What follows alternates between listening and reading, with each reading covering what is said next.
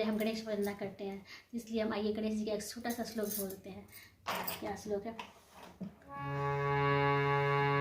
वक्रतुंड महाकाय सूर्यकोटि समप्रभा निर्विघ्नं कुरु मे देव शुभं कार्येषु सर्वदा। वक्रतुंड महाकाय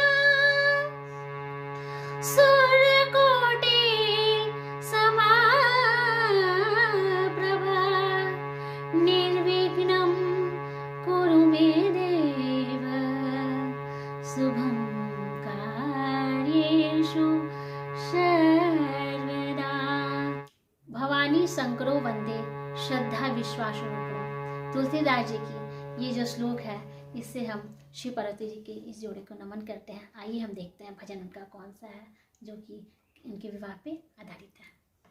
नमस्कार दर्शकों, जैसा कि हम सब जानते हैं कि महाशिवरात्रि थी कल, और महाशिवरात्रि के परम अवसर पर सबसे पहले तो आप सभी को बधाई। ये महाशिवरात्रि जो है शिव पार्वती के विवाह का उत्सव माना जाता है, और शिव पार्वती का जो जो एक जोड़ा है, एक कपल है, जिसको आजकल हम लोग कपल बोलते हैं। तो ये जो कपल है विश्व भर में बहुत ही एक आदर्श जोड़े के रूप में माना जाता है। तो हम लोग इस विवाह उत्सव को बहुत धूमधाम से मनाते हैं। फिर इसलिए भी मनाते हैं क्योंकि ये शिव शक्ति जो है वो माना जाता है कि पूरे सृष्टि का जो प्रकृति है या संहार है, दोनों शिव और शक्ति के मिलन से ही होता है। ये ऐसा नहीं कहा सकता है कि सनातन धर्म के किसी एक विशिष्ट देवी और देवता के मिलन का ये समय है, बल्कि कहा जाए कि जो शक्ति से पूरे विश्व का संचालन होता है, जिस शक्ति से पूरा विश्व जो संचालित होता है, और जिस शक्ति का पूरा विश्व जो है फिर संहार के रूप में जाता है, तो उन दोनों के मिलन का ये जो है बहुत अभूतपूर्व समय है, जिसको हम शिव पार्वती विवाह के रूप में जानते हैं। तो शिव पार्वती विवाह में इसको बहुत ही अच्छे ढंग से मनाया जाता है संपूर्ण भारतवर्ष में। और संपूर्ण भारतवर्ष में ही नहीं, आज तो विश्व के कोने कोने में जहाँ भी सनातन धर्म को माना जाता है या थोड़ा सा भी इसको एक महत्ता दी जाती है, तो वहाँ पे भी शिव पार्वती के विवाह को, इस उत्सव को बहुत ही अच्छे ढंग से मनाया जाता है। ये शिव जी की जो पूजा है नकारात्मकता को दूर करती है, शायद इसीलिए जो है वो शिव की पूजा सभी को करनी चाहिए, और सब लोग करते हैं। शिव एक अनादिकाल देवता माने जाते हैं और अनादिकाल पुरुष भी माने जाते हैं। वही शिव ऐसी शक्ति, उनकी शक्ति अर्थात शिवा माँ पार्वती, ये अनादिकाल से देवी मानी जाती हैं। तो दोनों का मिलन अभूतपूर्व मिलन है, इसलिए संपूर्ण देश इसको मनाता है। तो जो है हमारा लोक प्रथा है, इससे अछूता नहीं है, और कहीं ना कहीं हम इससे जो बहुत जुड़े हुए हैं। तो हमारे उत्तर भारत में लोक भाषा में चूँकि विश्वनाथ जी वही हैं, तो विश्वनाथ जी के वहीं होने की वजह से विश्वनाथ और शिव जी को विश्वनाथ के नाम से जाना जाता है। शिव विश्वनाथ ज्योतिर्लिंग जो है वो 12 ज्योतिर्लिंग में विशिष्ट ज्योतिर्लिंग अपना स्थान रखता है। तो विश्वनाथ जी का जो स्थल है वो लोक क्षेत्र उसका जो है कहा जाता है कि जिस क्षेत्र से है, तो वहाँ भोजपुरी ज़्यादा बोली। हम आपको बताते हैं कि कैसे जब शिव पार्वती जी का जो मिलन हुआ, मतलब उनकी शादी हुई, विवाह का उत्सव उनका मनाया गया। उसके बाद जब शिव पार्वती जी अपने चलते हैं, कैलाश जाने लगते हैं, तो कैसे जब बारिश होने लगती है, तो उस समय का ये वर्णन है, और उस समय के वर्णन को इस गीत के माध्यम से जो दिखाया गया है। बहुत पुराना लोकगीत है, लोक भजन है, जिसको शायद आप भी सुने होंगे, और एक बार फिर हम आपसे शेयर करके और इस विवाह उत्सव को हम भी आपके साथ मनाना चाह रहे हैं। तो देखिए कैसे करते हैं, कैसे बोला जा रहा है, कैसे भजन जो है वो गीतकार बोल रहा है, इस भजन को के माध्यम से कैसे अपने भाव को प्रकट कर रहा है। तो क्या कह रहा है? शिव शंकर चले कैलाश, बूंदिया पड़ने लगी। शिव शंकर चले कैलाश, बूंदिया पड़ने लगी। तो जब बूंदियाँ पड़ने लगी यानी बारिश होने लगी, इट्स जब शंकर जी की बारात जो है वो मतलब वापस लौट के अपनी प्रियतमा श्री पार्वती जी को लेके, शिवा को लेके जब वापस कैलाश जाने लगे शिव जी, तो उस समय बारिश होने लगी। तो क्या हुआ, तब माँ गौरा क्या करती हैं उस समय, अब तो गौरा माँ तो नई नई दुल्हन है, तो उनको मेहंदी जो है, मेहंदी तो श्रृंगार का एक मतलब बहुत महत्वपूर्ण अंग माना जाता है। तो मेहंदी तब तुरंत गौरा ने, क्योंकि इस समय तो पतझड़ का मौसम था, लेकिन जब बारिश होती है तो गौरा को ध्यान आता है, गौरा माता को ध्यान आता है कि अरे मैंने तो मेहंदी लगाई नहीं, मेहंदी को हमको रोकना है। तब क्या कहती हैं ये गौरा माता, गौरा ने रोप दिया हरी हरी मेहंदी, गौरा ने रोप दिया हरी हरी मेहंदी। जब गौरा को हरी हरी मेहंदी रोपते देखते हैं तो क्या कहते हैं शंकर जी, शिव शंकर ने रोप दिया भांग, बुनिया पड़ने लगी, शिव शंकर चले कैलाश, बुनिया पड़ने लगी। तब जब रोपना हो जाता है तो फिर सींचने की बारी आती है। गौरा ने सींच दिया हरी हरी मेहंदी, गौरा ने सींच दिया हरी हरी मेहंदी, शिव शंकर ने सींच दिया भांग, बूंदिया पड़ने लगी, शिव शंकर चले कैलाश, बूंदिया पड़ने लगी। उसके बाद जब दोनों लोगों ने सींच दिया तो पौधा बड़ा होने लगता है, तब तोड़ने की बारी आती है। तो गौरा ने तोड़ लिया हरी हरी मेहंदी, गौरा ने तोड़ लिया हरी हरी मेहंदी, शिव शंकर ने, हो शिव शंकर ने तोड़ लिया भांग, बुनिया पड़ने लगी, शिव शंकर चले कैलाश, बूंदिया पड़ने लगी।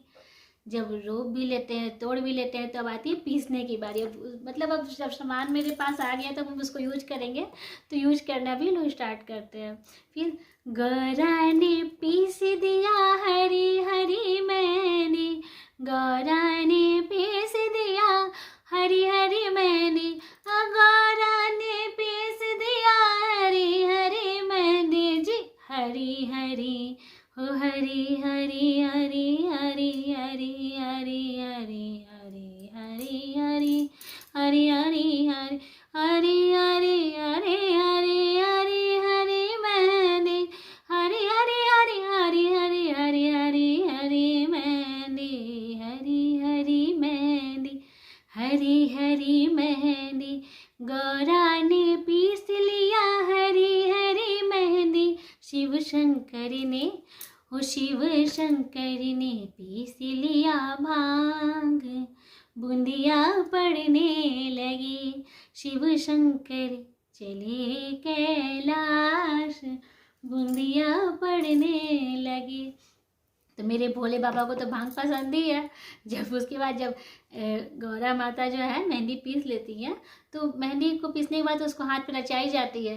तब जो है गौरा माता उस मेहंदी को हाथ पे रचाने लगती हैं, तो भक्त क्या बोलता है, गौरा ने रच लिया हरी हरी मेहंदी, गौरा ने रच लिया हरी हरी मेहंदी, आज गौरा ने रच लिया हरी हरी मेहंदी, हरी हरी मेहंदी जी, हरी हरी मेहंदी जी, हरी हरी मेहंदी, गौरा ने रच लिया हरी हरी मेहंदी, शिव शंकर ने, हो शिव शंकर ने पी लिया भांग, बूंदिया पड़ने लगी, शिव शंकर चले कैलाश, बूंदिया पड़ने लगी, शिव शंकर चले कैलाश, बूंदिया पड़ने, शिव शंकर चले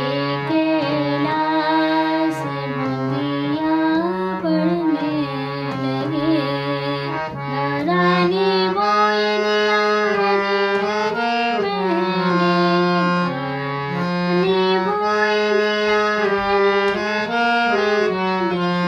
हरी हरी मेहंदी, हरी हरी मेहंदी, हरी हरी मेहंदी, हरी हरी मेहंदी,